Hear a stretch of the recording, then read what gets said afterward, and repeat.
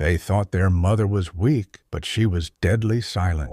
Two brothers forged her signature, sold their father's property, and laughed, until a lawyer dropped the bombshell. Everything belongs to your mother. Police sirens, handcuffs, panic, and Mama Gloria, she simply watched, silent, unshakable, waiting. The sun had barely risen over the UDEMY compound when the last of the mourners slowly drifted out through the rusted black gate. Chief UDEMY's burial had been a grand one. Men in long caftans, women in flowing wrappers, drummers who beat the air with sorrow, and neighbors whispering legends about the great man who had just been laid to rest. Now the noise was gone, and the house felt unbearably quiet, like the echo of grief refusing to die. Mama Gloria sat alone on the veranda, her tiny frame wrapped in a thick blue shawl despite the heat. Her eyes, usually sharp, bright, full of life, were glassy and distant. She stared into nothing, as though searching for her husband in the empty spaces of the compound. She didn't weep loudly like some widows did. She didn't wail or roll on the floor. She just sat quietly, hands folded on her lap, breathing in slow, painful whispers. Her stillness confused everyone who watched her. To the elders, she seemed dignified, like a woman who understood the weight of life and death. To her sons, she seemed weak. Francis UDEMY and his younger brother, Raphael UDEMY, stood by the window inside the house, watching her with the same cold detachment someone might have toward an old piece of furniture they no longer needed. Francis, tall and broad-shouldered, with the kind of confidence that bordered on arrogance, snorted impatiently. "She hasn't moved since morning," he muttered. Raphael smirked. "Mama likes drama. Let her act her widow movie." They both laughed quietly, unaware that the same woman they mocked had once sacrificed luxuries, comfort, and even her own dreams to raise them. To them, she was just Mama, fragile, aging, and too soft to matter. The moment the last visitor exited and the compound was finally empty, Francis and Raphael exchanged a look that carried months of bottled curiosity. It was time, the moment they'd been waiting for. Chief UDEMY had owned farmlands, shops, a block of rental apartments, and a massive family house. Everyone in the village knew he was wealthy, and now that he was gone, his sons believed it was their turn to rise. They felt entitled, not because they needed the money, but because they believed they deserved it. They had been waiting for this freedom for years. Now the crown was finally within reach. The rain clouds gathered above as evening arrived, casting shadows across the rooms. Mama Gloria stayed outside, her gaze fixed on the empty road, her heart floating between memories and silence. The brothers wasted no time. By nightfall, the house was restless with movement. Cupboards opened and slammed shut. Drawers were yanked out. Shelves were emptied onto the floor. Papers scattered like wounded birds across the tiles. Francis ransacked their father's bedroom with military precision, tossing aside old clothes, torn receipts, and photo albums. Raphael attacked the study. He dug into boxes, emptied folders, pulled books from the shelves one by one. "Check behind the cupboard," Francis called. "I've checked everywhere." "You're checking nonsense. Look properly," Raphael hissed, but obeyed. They were looking for the documents, the deeds, the certificates, the evidence of ownership. Their father had been secretive, the kind of man who locked things away and told no one where he kept them. The brothers assumed it was just his nature, but there was more mystery to it than they ever imagined. Hours passed. The house grew messier. Sweat poured down their faces. Still, nothing. until Raphael found a stack of files under the bed, a place neither of them would have checked if blind luck hadn't intervened. "Francis, I found something." Francis rushed in. The files were labeled in their father's unmistakably neat handwriting. Farmlands, Document A, Shop Complex Ownership, Warehouse Certificate, 2018. Francis grinned. "This is it. These are the keys to our future." They began flipping through them feverishly. Their father had kept everything organized. Beautifully detailed maps, signed contracts, property surveys, everything a greedy son could wish for. It was like discovering buried treasure. But something wasn't right. The rental apartment complex, the most valuable property of all. Its document wasn't there. Francis frowned. "Where's the file for the 20-room building?" Where's the file for the 20-room building? "That's the one people say is worth over $200 million, Raphael murmured. Papa kept it separate. They searched again, under the bed, inside the wardrobe, beneath piles of fabric Mama Gloria had stitched years ago. Nothing. Francis suddenly noticed a small wooden box pushed into the darkest corner under the bed. He pulled it out. It was dusty, its hinges stiff from age. He opened it.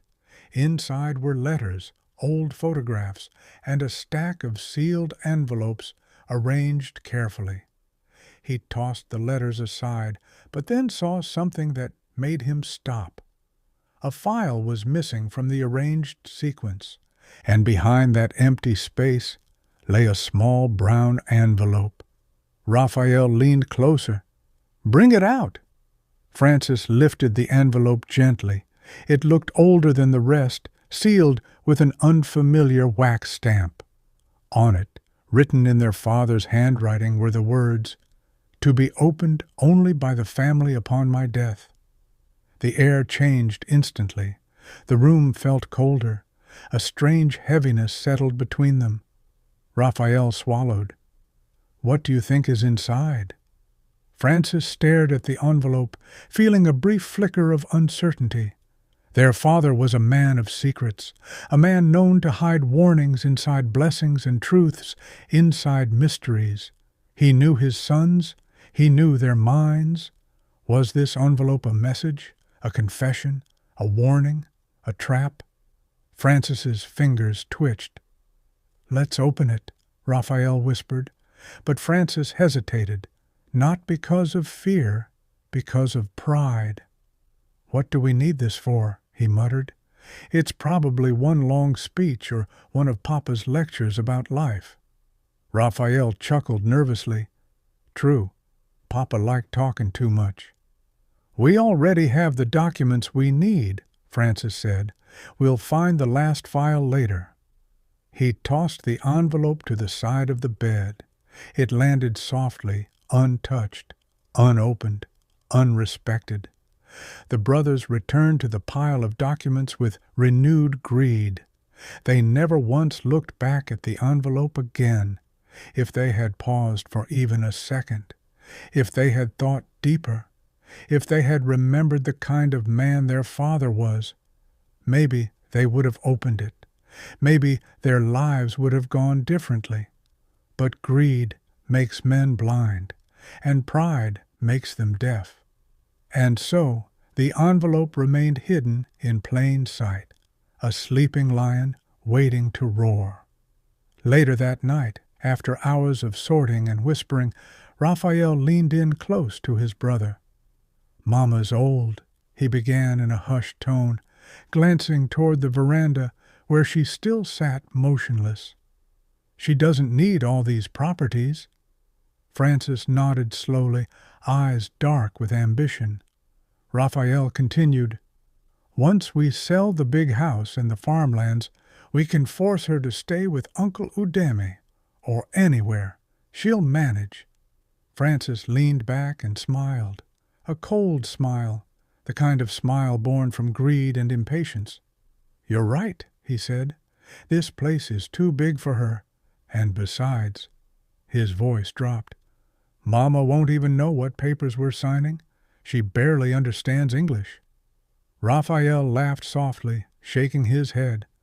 "Papa protected her too much. She knows nothing about business." Francis nodded. "Exactly." From the veranda, Mama Gloria remained still, staring into the darkness. But she was not as lost as they believed. She wasn't blind. She wasn't deaf. She wasn't weak. Inside her silence was a storm brewing, quiet, patient, unstoppable. The brothers didn't know it yet, but the woman they thought they could easily push aside was the one person their late father had feared most, not because she was dangerous, but because she possessed the most powerful weapon in the world, truth. But for now, the night belonged to the brothers, two men convinced they were smarter than their mother, wiser than their father, and invincible to consequences. They thought they knew everything. They did not. The morning after their secret search, the Ednam compound buzzed with an uneasy calm. Sunlight filtered through the mango trees, scattering soft gold across the veranda where Mama Gloria sat, knitting quietly, her face expressionless. She looked like a woman drained by grief, a widow still lost in memories. At least, that was what everyone assumed. Inside the house, however, chaos continued in low whispers and hurried footsteps. Francis Adam and his younger brother, Raphael Adam, had been awake since dawn, pacing up and down, excitement coursing through them. They had finally found enough documents to convince a buyer. Today was the day the first property would be sold. The property, a rented 20-room apartment complex, one of Chief Adam's most valuable assets. Men fought to buy it. Politicians eyed it. Businessmen begged for it. And now two greedy brothers were offering it up on a platter. Not legally, of course, but they didn't care. At the old wooden dining table, Francis spread the documents across the surface and held a pen between his fingers.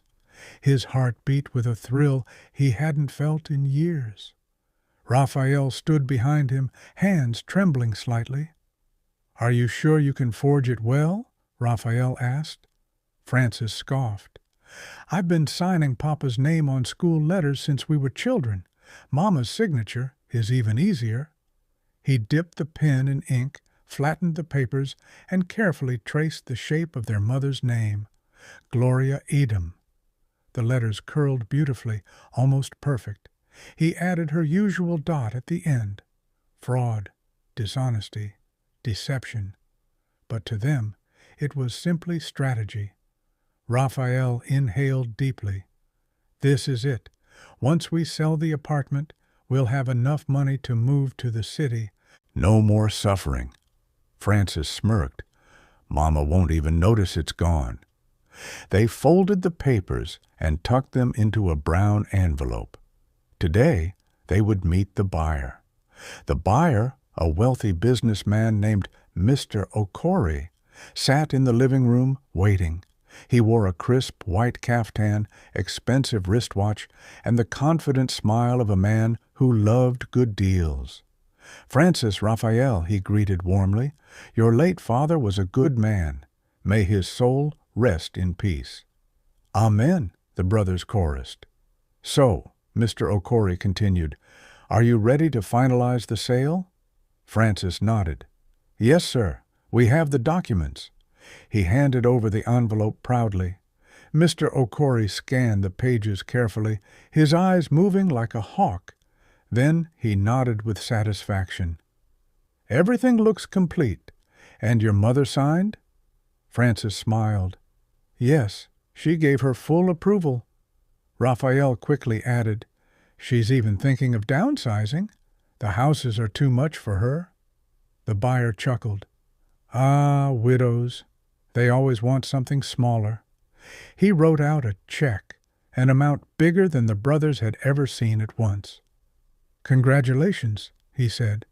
"The apartment is now mine." Francis and Raphael exchanged a victorious glance. They had succeeded. For the first time since Chief Adam's burial, They felt alive.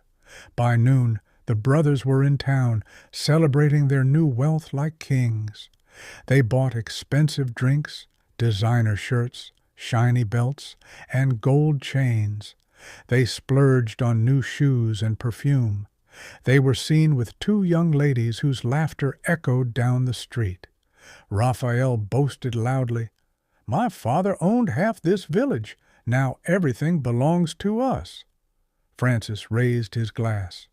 "Long live Chief Edom." They drank, danced, wasted money, and strutted like men who own the world. The entire town noticed their sudden change. Some congratulated them, some whispered, some wondered how so much money could appear so quickly after a burial. But the brothers didn't care. They returned home that evening, reeking of alcohol and pride. Mama Gloria was still on the veranda, quiet, observing, waiting. When she saw them stumbling in with shopping bags, she said nothing at first. She just stared at them with a calmness that unsettled Raphael for a moment. He shook it off. Mama Gloria's voice was soft when she finally spoke. "Where did you go?" Francis laughed. "Mama, must we report our movements?" She didn't answer. She simply looked at the new shoes, the bags, the drinks. Then she asked the one question they didn't expect. "Who gave you permission to sell that house?" Raphael froze. Francis burst out laughing. "Mama, please don't stress yourself," he said, waving her off. "Everything Papa owned belongs to us now." Raphael nodded smugly. "You have no say in these matters. Papa's properties are for his children." Mama Gloria blinked slowly, her expression unreadable. She didn't shout. She didn't argue. She simply folded her hands again and murmured, "Is that so?" Her calmness irritated Francis. "Mama, we are adults. We know what we are doing. Don't interfere." Mama Gloria bowed her head slightly. "No problem. I hear you." But her voice carried a weight neither of them recognized. A warning, a truth, a quiet thunder waiting to erupt. She returned to her quiet posture. The brothers laughed and walked away. They believed the matter had ended there. They were wrong. The next morning came with a wind that rustled the plantain leaves behind the compound. The sky looked unsettling, as if the day itself knew something dramatic was about to unfold. Mama Gloria was sweeping the compound when a black Toyota Camry pulled in. A tall, well-dressed man stepped out, holding a briefcase. Barrister John, Chief Edom's trusted lawyer. Mama Gloria greeted him gently. "Barrister, good morning." "Good morning, Mama," he replied with a grave expression. "Is Francis around, or Raphael?"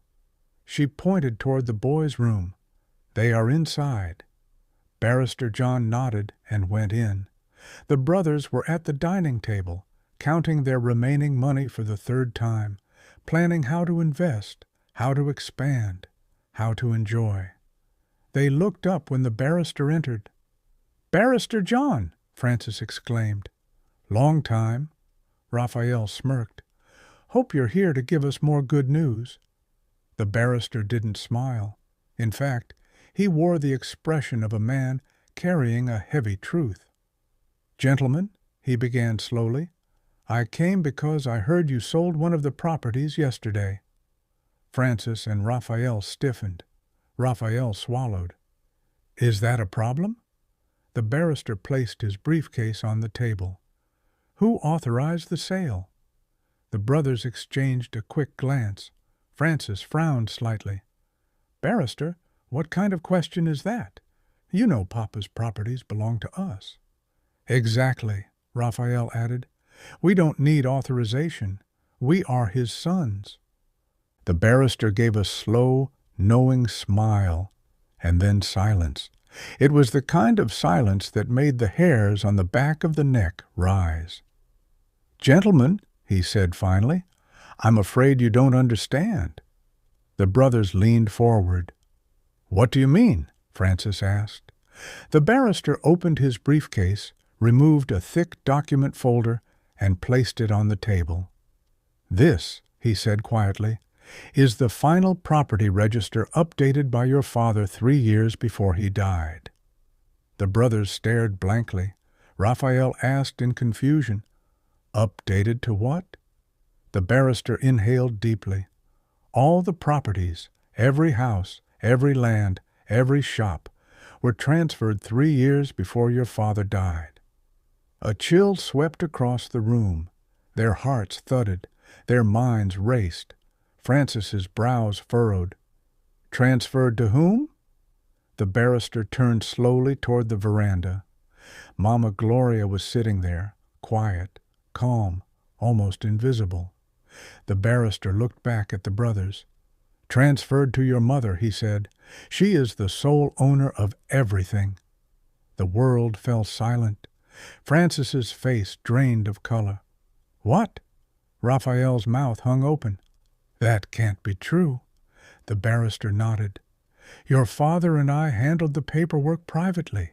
He feared there would be greed and fighting after his death." Francis stumbled back. Raphael blinked repeatedly as though reality was malfunctioning around him. The barrister added, "You had no legal right to sell that building." He paused. "And the buyer is already asking questions." The weight of those words dropped like a hammer. The shock was complete. The mystery had deepened, and the brothers' world had just begun to crumble.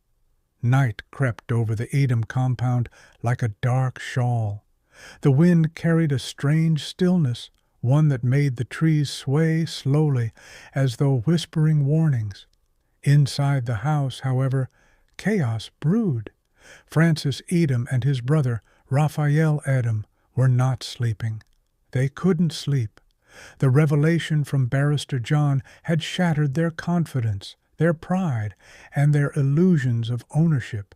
Everything, every single piece of land, every house, every investment, belonged to their mother, Mama Gloria, not them. The shock had twisted inside them like a thorn, and now panic ruled them. "Francis, what do we do?"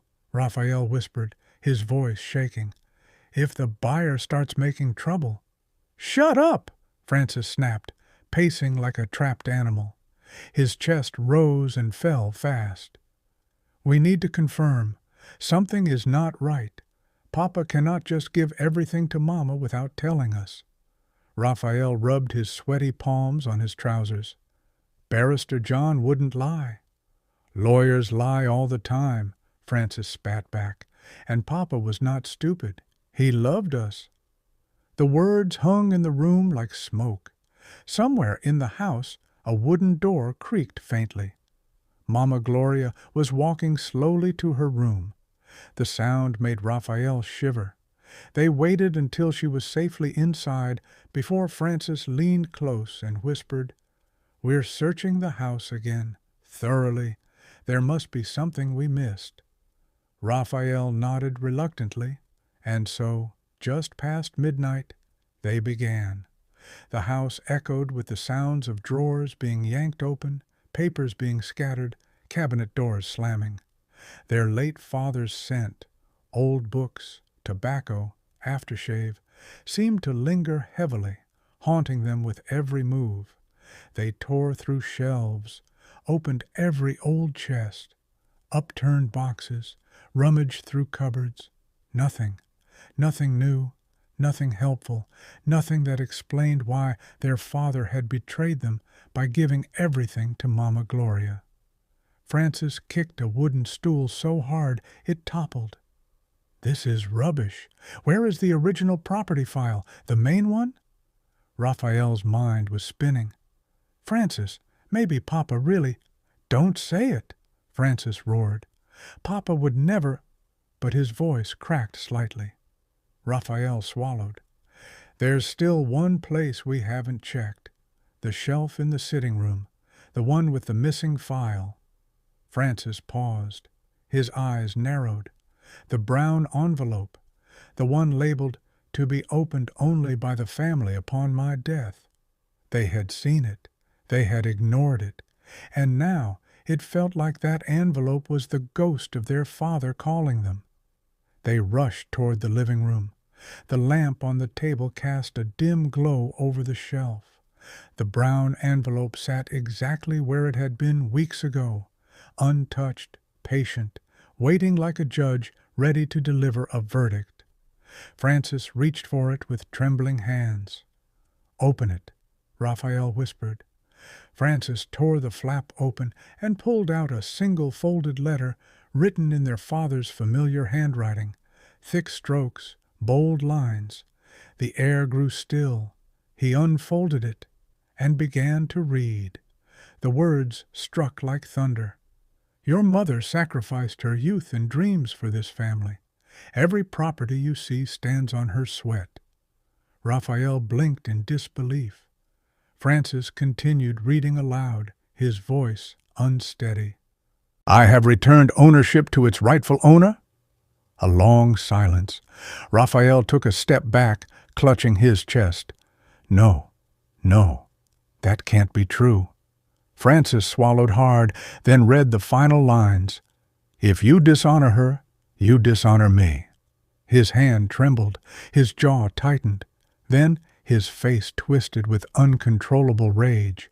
"No, no, no!" Francis screamed. He tore the letter into pieces, ripping, shredding, destroying each line as though he could erase the truth by force. He flung the shredded bits into the air like angry confetti. Raphael sank to the floor, shaking, but his tears were not from guilt. They were from fear. "Francis, what have we done? We forged Mama's signature. We sold her property. Papa protected everything legally." "Shut up," Francis shouted, though his own lips quivered. "We can fix this. We can—" But the panic in his eyes betrayed him. They both knew the truth. There was no fixing this, not any more. Morning arrived too early, too bright, too cruel.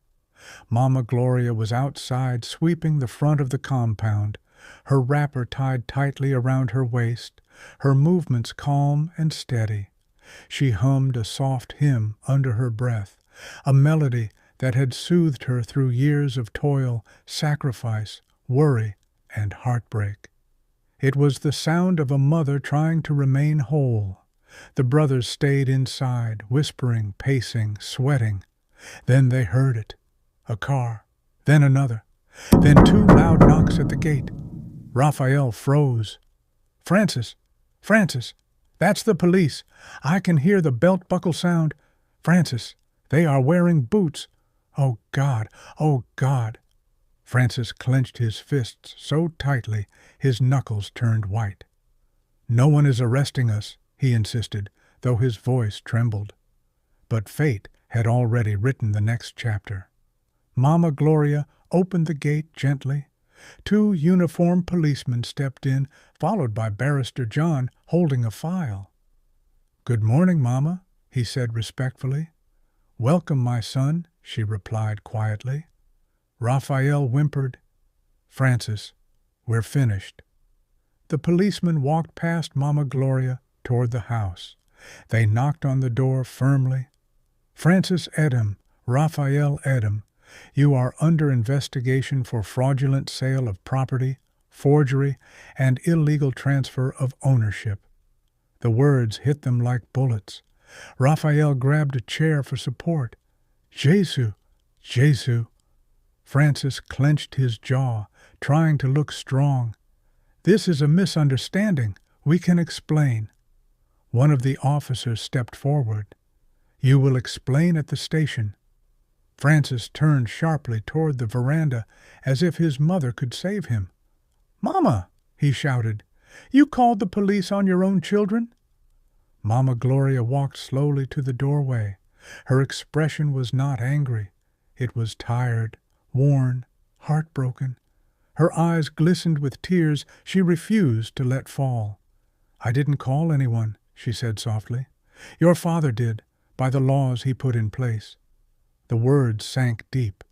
"You were always protected," she continued, voice steady, "but you never realized it." Raphael began to cry uncontrollably.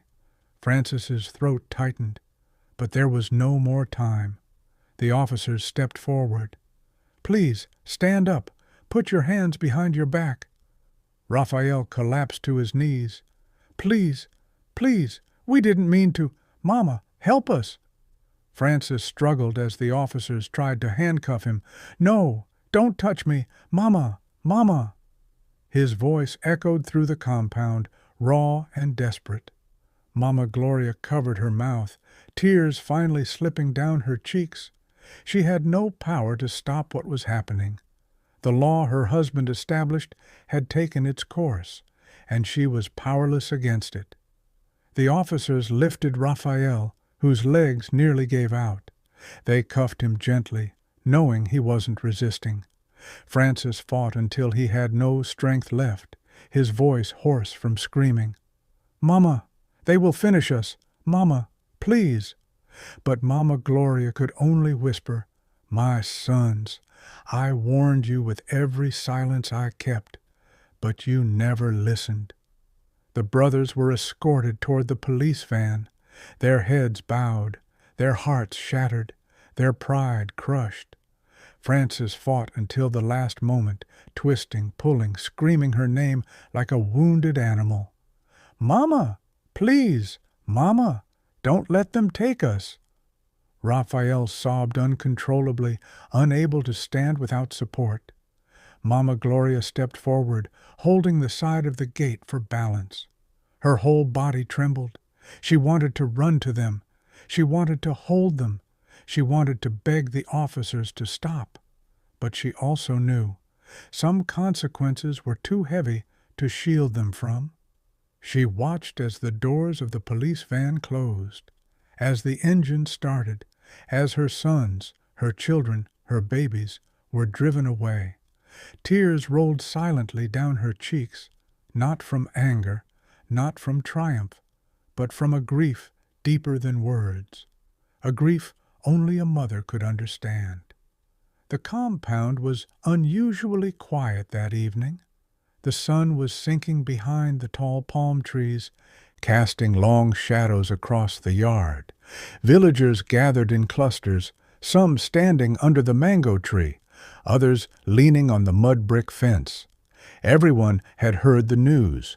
Francis and Raphael Adem, the late Chief Adem's sons, had been arrested for fraud and property forgery. But what shocked the community wasn't the crime. It was the revelation that their mother, Mama Gloria, had been the sole owner of all the family properties for years. People murmured, whispering among themselves, as Mama Gloria slowly walked toward the center of the courtyard. Her wrapper was tied neatly, her blouse simple but dignified, her headscarf covering hair that had long been streaked with gray.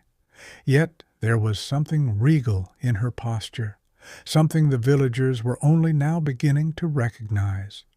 A few women shook their heads. "How could she keep such a thing from her children?" one woman whispered. Another sighed. "She suffered too much in silence. Why didn't she at least warn them?